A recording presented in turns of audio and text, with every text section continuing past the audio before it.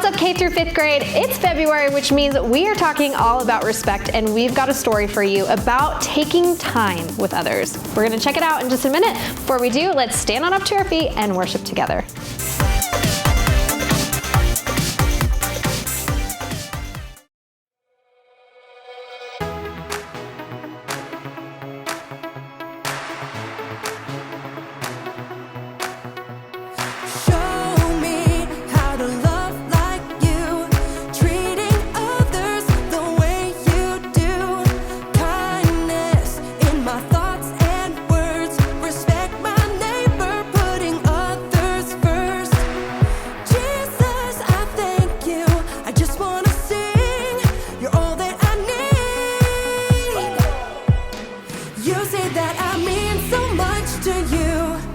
You love me like a friend and help me through.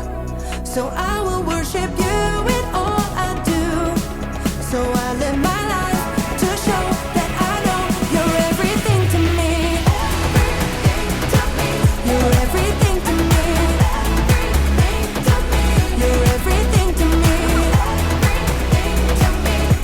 So I live my life to show that I know you're everything to me. You taught us a brand new way to follow you in what we do and say. Jesus, you are for us. Help us be more like you every day. Jesus, I thank you. I just want to sing. You're all that I need. You say that I mean so much to you. You love me like a friend and help me through. So I will worship you in all I do. So I live my life to show that I know you're everything to me. You're everything to me. You're everything to me. So I live my life to show that I know you're everything to me. I'm gonna lift my voice to you. Jesus, you make me sing. I'm gonna live my life for you. You're everything to me. I'm gonna lift my voice to you. Jesus, you make me sing. I'm gonna live my life for you. You're everything to me. You say that I mean so much to you. You love me like a friend and help me through. So I will worship you in all I do. So I live my life to show that I know. You say that I mean so much to you. You love me like a friend and help me through. So I will worship you in all I do. So I live my life to show that I know you're everything to me. You're everything to me. You're everything to me. So I live my life to show that I know you're everything to me.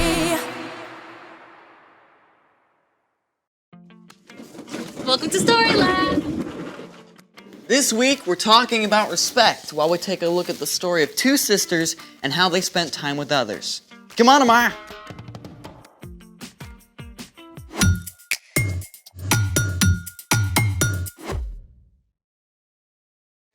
Hey, I'm Zeke. And I'm Amaya, and we're talking about respect, which is showing others they're important by what you say and do. You're important to me. I'm glad to hear But it. see, that's not enough, is it? Saying it isn't enough. I have to do something to show you're important. Okay, you could start by showing me what you planned for today. You're gonna love it.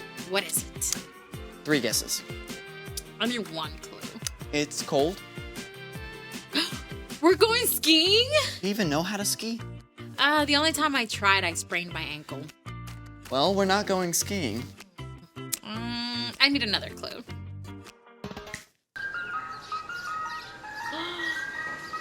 We're eating ice cream! You like ice cream, I right? love ice cream. Enough to ski on it? I'd rather eat it. Great, I've got everything ready. This is awesome.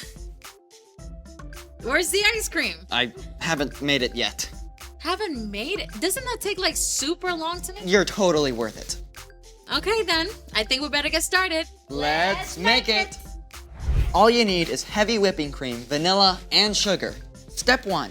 Pour all the ingredients into the small baggie. 1 cup of heavy whipping cream.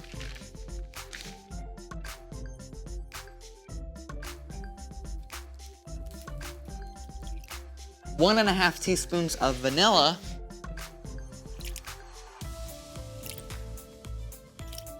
1 tablespoon of sugar. That is not enough. I don't think so. And now, seal the bag. Okay, but what's the salt for?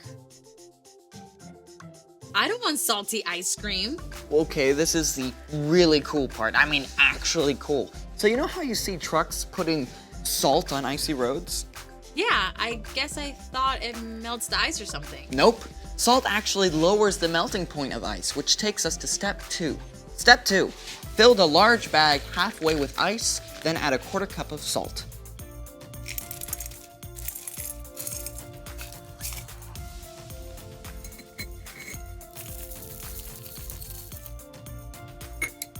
Step 3. Place a small bag inside of the large bag. And pour more ice on top. And now we seal the large bag. Okay, but I still don't get how the salt works.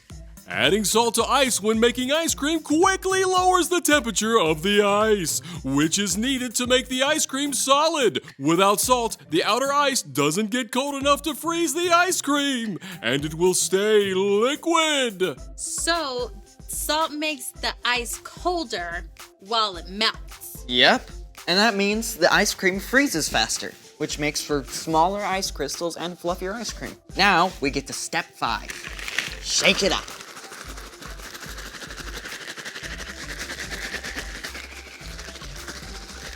For how long? As long as it takes. But I thought the salt was supposed to make it go faster. But not that fast. Okay. Want some help? No, I'm doing this for you. Okay. Could we maybe edit this into a cool montage?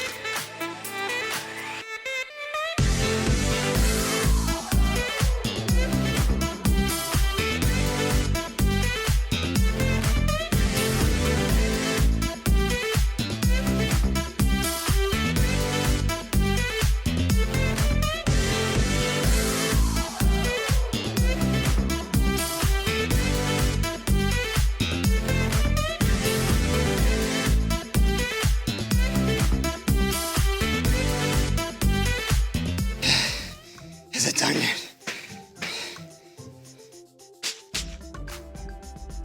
It looks pretty soft. I guess I better keep shaking it then. Alright. While you do that, it's time for The story before the story.